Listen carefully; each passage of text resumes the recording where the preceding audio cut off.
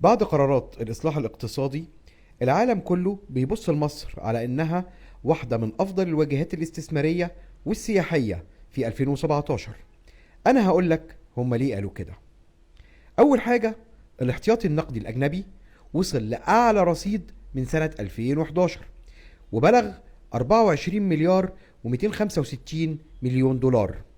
كمان زادت الودائع بالجنيه المصري لمستوى تاريخي وتعدت 2.2 تريليون جنيه. وبرضه زادت موارد البنك من الدولارات ووصلت ل7 مليار دولار. كمان تحويلات المصريين في الخارج وصلت ل1.7 مليار دولار. مؤشر البورصة المصرية وصل لمستوى تاريخي وبلغ راس مالها 614 مليار جنيه.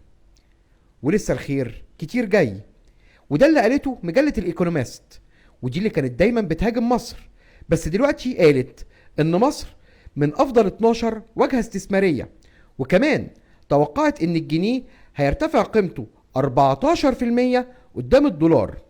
في كمان مجلة بولنبرج اللي قالت إن مصر هتكون من أهم 20 واجهة سياحية السنة دي، وكمان توقعت إن التضخم هينزل في مصر لأقل من 10% قبل 2019.